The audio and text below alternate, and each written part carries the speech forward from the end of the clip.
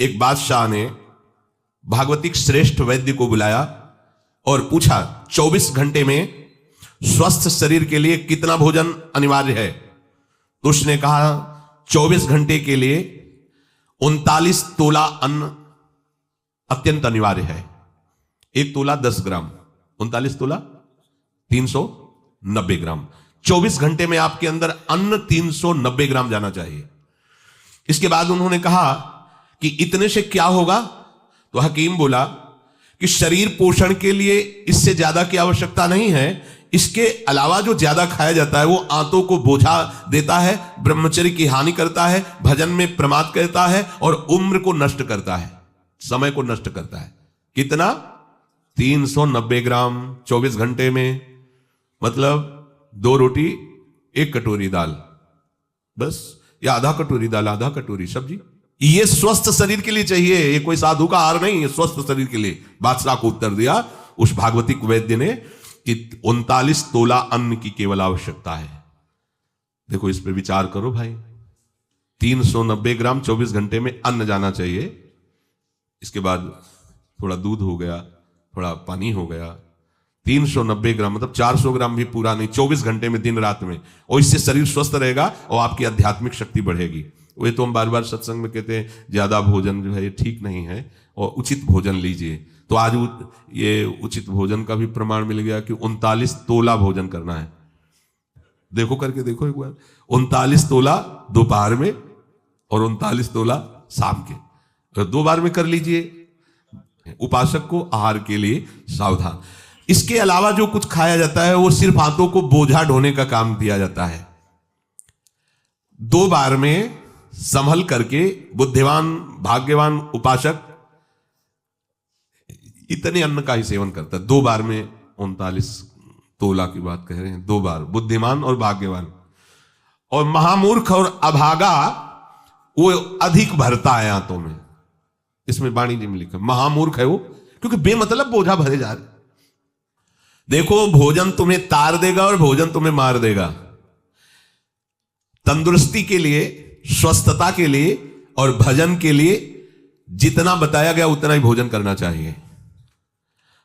जीने के लिए खाओ, खाने के लिए मत जियो। तो ये कोशिश करो।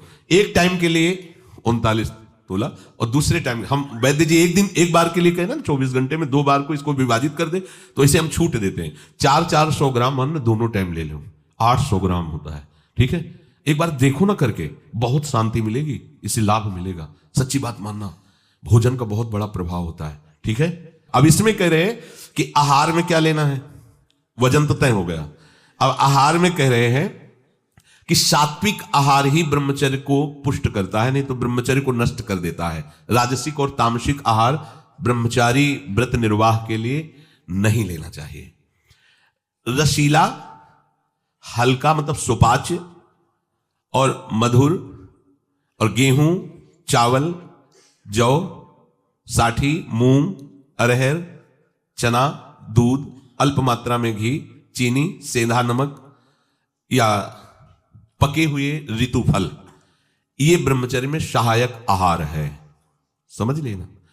राजसिक आहार गर्मा गर्म धुआं निकलता हुआ नहीं पाना चाहिए, ये हानिकारक होता है। जैसे लोग नहीं थे गर्मा गर्म एकदम ऐसे, वो कितना भी सात्विक अन्न हो वो तामसिक बन जाएगा, उसे नहीं पाना चाहिए। कोई भी साधक ऐसे चाय भी पियो, थोड़ा सा हल्का सा उसका गर्मपन निकल जाए, एकदम धुआं निकलता हुआ नहीं, ऐसा। अब देखिए त्याज्य आहार जो उपासक को नहीं करना चाहिए, अत्यंत गर्म कढ़ाई से निकला हुआ एकदम पकोड़ा गर्मा गर्म से, ये राक्षसी प्रवृत्ति है, नहीं पाना चाहिए।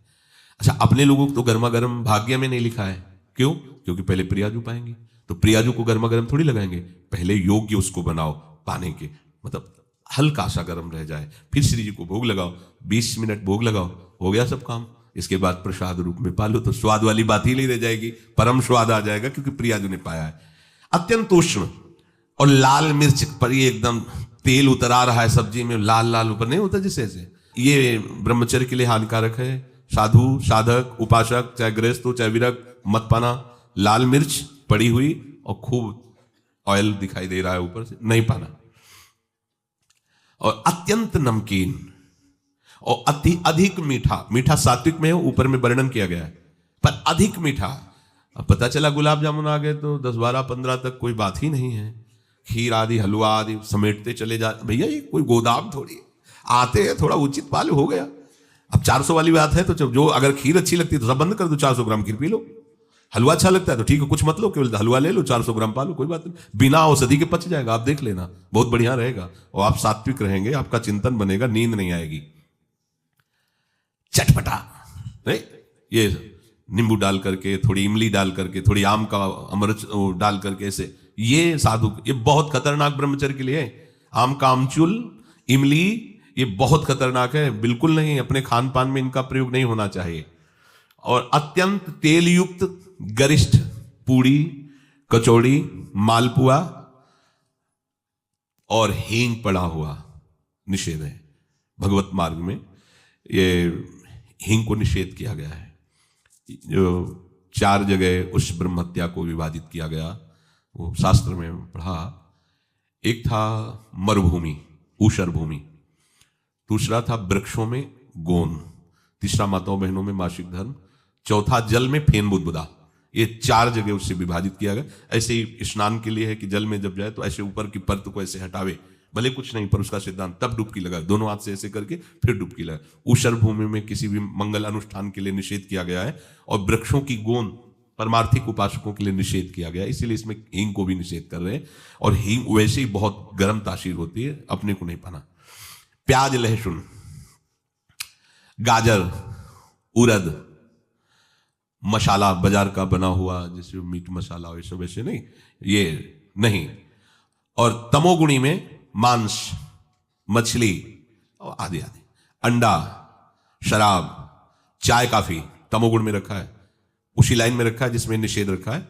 चाय, काफी, डाफी भी कोई होता है क्या? नहीं, काफी तो अलग लिखा है, डाफी अलग लिखा है, तो डाफी तो हम तो जलते ले। फिर लिखा कोकीन, चरस, ये सब तमोगुणी में है।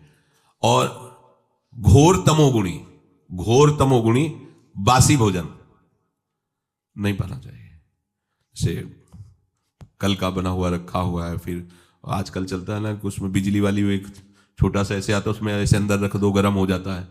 हाँ, ये साधु के लिए नहीं है तो उपवास कर लो, बढ़िया है। जब मिले तो ताजा भोजन, जो ताजा का मतलब कल परसों का, ऐसा नहीं कर पाना। इसीलिए जैसे ब्रेड आदि हैं, ये आपकी उपासना में सहयोग नहीं देंगे, ये तमोगुण पैदा है। ये अत्यंत तामसिक आहार के अंतर्गत आते हैं। कई दिनों का बना हुआ ये बाजार में जैसे कि ले आए आप, उनको तल के ऐसे, तो ये सब ठीक नहीं। चाउमीन, वो क्या कहते हैं, सेमई जैसा, ये सब बिल्कुल ठीक नहीं है। ये क्या चल रहा है यार? अरे आटा लगाओ, 4 रोटी बनाओ, श्री जी को भोग लगाओ, पाओ, पेट भरो, भजन करना है। चंचलता, काम, क्रोध, लालच और पापाचरण से युक्त बना देने वाला ये तमोगुणी आहार बिल्कुल नहीं करना चाहिए। जो ब्रह्मचर्य व्रत में रहना चाहता हो उसको सावधान रहना चाहिए कि बासी, बाल पड़ा हुआ, मक्खी पड़ा हुआ, ये भोजन सब अत्यंत तमोगुण के अंतर्गत आता है। दुर्गंध हो गया है या अपना वो स्वरूप बिगाड़ दिया है भोजन ने, फिर भी आप उसे भोजन, या घृणित निंदनीय पुरुषों द्वारा बनाया हुआ ताजा भोजन, घृणित आचरण वाला निंदनीय पुरुषों द्वारा बनाया हुआ ताजा भोजन, वो भी घोर तमोगुण होता है। अब पीछे शीशा में जो सामान है वो तो बढ़िया चमकती हुई, लेकिन पीछे कैसे बन रही है, कैसे तुम्हें पता चलेगा कि बनाने वाला कौन? बेचने वाला तो चंदन तिलक लगा के बैठ गया, सामने बॉक्स में बहुत अच्छी अच्छी उसकी पोजीशन दिखाई दे रही भोजन की, लेकिन पीछे जो बन रहा है वो कैसा पुरुष बनाने वाला है। इसलिए उपासक को खास बात ध्यान रखनी चाहिए कि मांग के भले किसी के यहां से पालो, लेकिन बाजार का भोजन नहीं ठीक है। आप समझो इस बात को, एक दिन पाओगे, 10वें दिन के लिए तुम्हारी बुद्धि बिगड़ जाएगी। तामसिक आहार राक्षसी बुद्धि पैदा करता है, राक्षसी बुद्धि।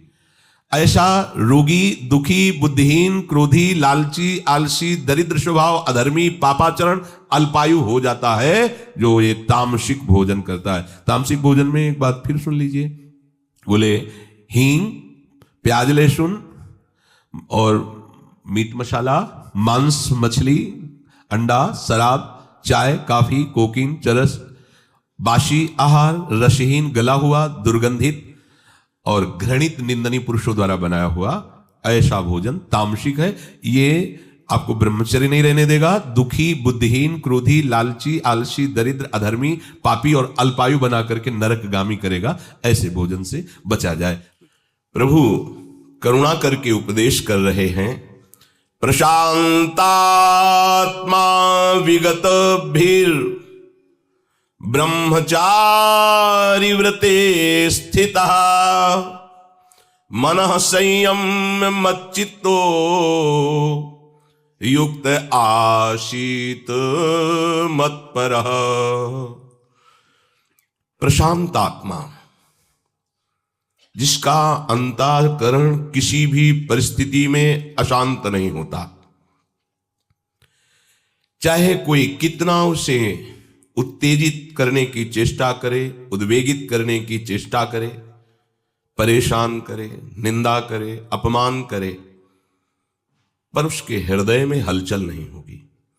या कोई कितना अनुकूल हो, कितना प्रणाम नमस्कार, कितना सुखद वाणी, सुखद व्यवहार, उसके हृदय में हलचल पैदा नहीं होगी। ना रागात्मक हलचल, ना द्वेषात्मक हलचल। ये बहुत बड़ी स्थिति है, और ये स्थिति प्राप्त करने के लिए ही हम सबको भगवत मार्ग मिला है। ये अध्यात्म ही एक ऐसी विद्या है जो आपको समस्त दुखों से बचा सकती है। और तो कितनी भी विद्या पढ़ लो, वो मायाकृत भ्रमात्मक सुखों को दिखा देगी, जो दुख योनया है, जो दुखालयम के अंतर्गत है, और दुख ही दुख अनुभव कराएगी। एकमात्र आध्यात्मिक विद्या ही ऐसी है जो हर शरीरधारी को शांति प्रदान कर सकती है। जो अध्यात्म से नहीं जुड़े हैं, उनके जीवन में कोई भी विकास या प्रकाश नजर नहीं आएगा। आपको सांसारिक उन्नति देखने को मिलेगी, लेकिन उनके हृदय में शांति, संयम, आनंद एक खोजने पर भी नहीं मिलेगा। फिर क्या, सारी सामग्री, सारे संबंध, सारी पद प्रतिष्ठा इसी की चाह से तो किया जाता है कि हमारे हृदय में शांति आ जाए, हमारे हृदय में एक विश्राम स्थिति आ जाए, एक आनंद स्थिति आ जाए, पर किसी को शांति नहीं। जितना ऐश्वर्य बढ़ता जाता है, उससे आगे बढ़ने की आकांक्षा होती जाती है। जितना भोग भोगते जाते हैं, और भोग भोगने की इच्छा होती है। जो भोगी है, ऐश्वर्य का संग्रह करने वाला है, जरा सा अपमान में क्रोधित हो जाएगा, जरा सा सम्मान में द्रवित हो जाएगा। क्षणे रुष्टा क्षणे तुष्टा, रुष्टा तुष्टा क्षणे क्षणे, क्षण क्षण में उसका परिवर्तन देखा जाता है। अभी वो अपना एक क्षण में पराया, एक क्षण में प्रसन्न, दूसरे क्षण में नाराज, अंतःकरण बिल्कुल हल्का हो जाता है। और जो भगवत मार्ग, अध्यात्म मार्ग का थोड़ा भी अनुसरण करेगा, उसमें सहनशीलता जागृत होने लगती है, विचार जागृत होने लगते हैं, विवेक जागृत हो जाता है। सामग्री, ऐश्वर्य, भोग ये ना होने पर भी वो परम सुखी अनुभव करता है अपने को, क्योंकि सुख प्रभु में है, माया में नहीं। प्रशांत आत्मा, ये जब तक तुम्हारे हृदय में किसी भी व्यक्ति वस्तु के प्रति थोड़ा भी राग रहेगा या द्वेष रहेगा, अनुकूलता में राग होता है, प्रतिकूलता में द्वेष, तो हृदय शांत नहीं कहा जा सकता। जब शांत भाव ही नहीं आया तो दास्य भाव, सख्य भाव, वात्सल्य भाव, गोपी भाव, सहचरी भाव, ये तो बहुत ऊंचाई की बात हो गई। पहले तो शांत भाव ही आना चाहिए। किसी भी घटना, परिस्थिति, व्यक्ति, वस्तु, स्थान का हमारे हृदय में हलचल ना होना, उद्वेग ना होना, विकार ना होना, चाहे जितनी अनुकूलता आ जाए हर्ष ना होना, चाहे जितनी प्रतिकूलता आ जाए शोक ना होना, यह अध्यात्म विद्या से प्राप्त होता है। यह आध्यात्मिक शक्ति से सहा जाता है, ये लौकिक शक्ति से नहीं, ये रुपये पैसे से नहीं, ये जिम जाके शरीर पुष्ट करने से नहीं, ये नाना प्रकार के बड़े बड़े अंग रक्षक रखने से नहीं, या बड़ी बड़ी व्यवस्थाओं से नहीं। आपका हृदय भयभीत रहेगा, आपका हृदय अशांत रहेगा, राग द्वेष से जलता रहेगा तब तक जब तक आध्यात्मिक विद्या नहीं। और अगर आध्यात्मिक विद्या है तो आप खुद अपने में इतने समर्थ रहेंगे कि किसी अंग रक्षक की आवश्यकता नहीं। किसी भी भगवत प्रेमी महात्मा को, भगवत प्राप्त महात्मा को, भगवत तत्वबोध महात्मा को किसी अंग रक्षक की आवश्यकता नहीं होती है। सच्ची, जब तक हमें किसी और की रक्षा की जरूरत है तब तक आध्यात्मिक विद्या की प्रवीणता नहीं आई। इसीलिए ऐसा है, क्योंकि वो भय रहित हो जाता है। आगे श्री भगवान कहते हैं विगत भीर, भय रहित हो जाता है। वो जो अध्यात्म विद्या से युक्त हो गया है वो भय रहित हो जाता है। अध्यात्म विद्या हम क्यों नहीं धारण कर पाते? आगे भगवान वर्णन करते हैं, ब्रह्मचारी व्रते स्थितः। यदि आप ब्रह्मचारी नहीं हैं तो आप अध्यात्म विद्या को धारण नहीं कर सकते। ये वो विद्या नहीं है कि केवल बौद्धिक विद्या हो, कि बुद्धि के द्वारा आप रट लो, बुद्धि के द्वारा आप उसको समझ लो, ऐसी विद्या नहीं है। इसमें आपके एक एक आचरण, एक एक इंद्री जब शास्त्र सम्मत चलेगी, तब आप अध्यात्म विद्या को जान पाएंगे। और अध्यात्म विद्या को जान गए तो ये स्वाभाविक सब आपके अधीन हो जाएंगे। ब्रह्मचारीवत स्थिता जो है वही निर्भय हो सकता है। ब्रह्मचारी के हृदय में एक ऐसी अध्यात्म शक्ति होती है, कहीं कोई कभी भय नहीं लगता, कहीं भी। अगर कभी भय का भी अवसर आता है तो उसकी जांच करता है, कहां भय है, कौन सा भय है, क्या है, थोड़ी ही देर में समाप्त। क्योंकि जो निर्भय चरणारविंद का आश्रय लिए हुए है, महाबलशाली प्रभु श्री हरि की भुजाओं का आश्रय लिए हुए, उसे कहां भय लगेगा। अभयद भुज दंड मूल, जिनकी भुजाएं